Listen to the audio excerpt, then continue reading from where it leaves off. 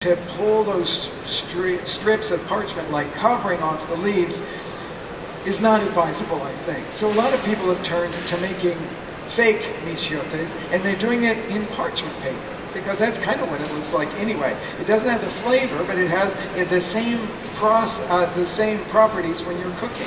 So I've got a sheet of this.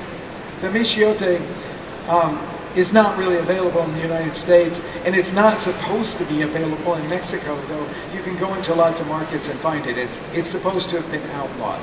But I'm going to cut this piece of, or take this piece of cut parchment paper here.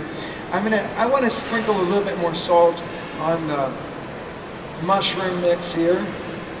Toss that. This is just so beautiful to look at these gorgeous, gorgeous mushrooms, to smell that green garlic, and to know that we're at that moment in the year that is unlike any other. And I'm going to take a spoonful of the garlicky mushroom mixture there. Let's take some more of these leaves of epazote and just throw them whole into this package. Just look at that, how beautiful that is. Those gorgeous mushrooms with the beautifully light look of the epazote leaves. And then I pull the four corners together. Basically what we're making here is what's called a beggar's purse. So you're going to collect all the edges of it here. And in some ways, you're doing exactly the same thing from a different fold as when you cook fish in parchment paper. When you're doing that one, of course, you make that big heart-shaped thing, lay your fish on one side of it, fold it over, and do that little tight edge on it, which is really cool. But this is to make a beggar's purse out of the parchment. Now, I'm going to tie it here with some string. I know that's kind of crass-looking. Martha Stewart would not like what I'm doing here at all. She would have a special type of raffia made for this thing, I'm sure.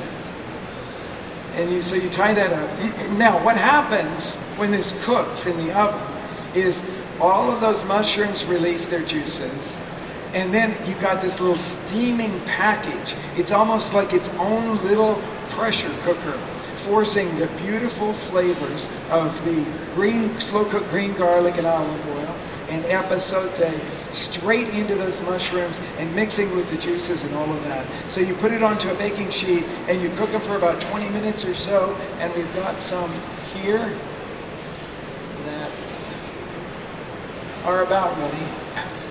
I'll tell you what I look for. I'm not seeing it here exactly, but I know they're done when I see a little bit of bubbling in the bottom of the package. Then you know that the juices have come out and they're starting to boil in there, and that's usually just about the right time to take them out of the oven.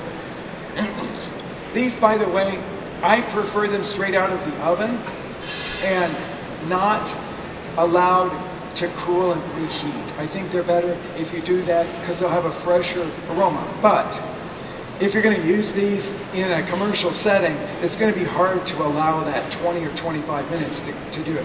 So we do, right before service, we will par cook them, maybe 15 minutes to get them started.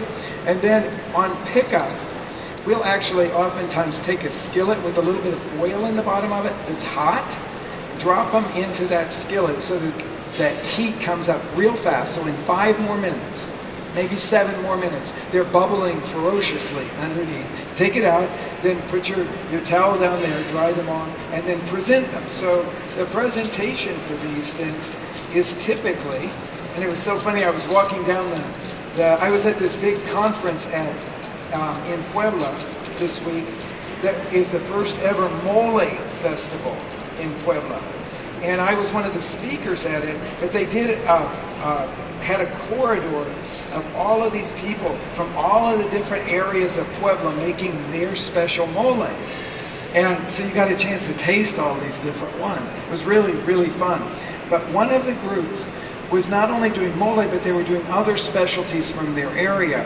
And one of them had lamb done in michiotes, the traditional michiote paper, if you could call it that. And they have little pieces of lamb, and they cut it up with the bone, put a red chili sauce on it, avocado leaves, which have an anise-like flavor to them, put those into the packet, and then they steam the packet for about 4 hours. Oh my God, the flavor was unbelievable because all that stuff just is concentrated and cooked together. So I've got my little package here. I'm going to open it up a little bit, put it on a plate. Now I like, because this is the way I would do this for sort of a fine dining, more of a fine dining preparation here, but I like to put the top on the plate as well so that you can see that it had that sort of mushroom-like cap on the top of it there. Now I'm going to take a little bit of lime because I love to put some lime, squeeze some lime on here. I want to show you something that maybe you don't know. This is a very, if you travel to Mexico, you'll see it all the time. But if you cut 3 chunks out of the side of this, this is the way you find a lot of the limes cut in Mexico for squeezing. So, you've probably had the experience I've had squeezing a wedge of lime, and it just squeezes all over your neighbors and the table and everything else. If you cut your lime like this, it will squeeze and just dribble right down on your food. But then most people look at that and go, but look at what you've got left. That's not a very good use of it. Well, in Mexico, it's a perfectly good use of it because all you do is just cut this thing about, stick it in your juicer, and they use so much fresh squeezed lime juice in Mexico, they have a use for all of those limes. So you can think about that. Maybe you're going to have a party and you're just going to entertain some people and you want the limes to look beautiful and be good and you're going to make some margaritas. Well, think about using the center part of it for your margaritas and then put your lime on the side. I'm going to take a few of these gorgeous epazote leaves. This is a totally useless kind of garnish. I always say you should never have anything on a plate that can't be eaten, and this you don't want your guests really doing this. But I'm doing it today. I'm telling you what I'm doing, okay? I'm going to put them on there because I just love the look of those beautiful epazote leaves today. And that would be a beautiful little dish for people to put into soft corn tortillas, squeeze the lime juice on there. You might want to put a little bit of roasted tomatillo salsa to go with them if you want.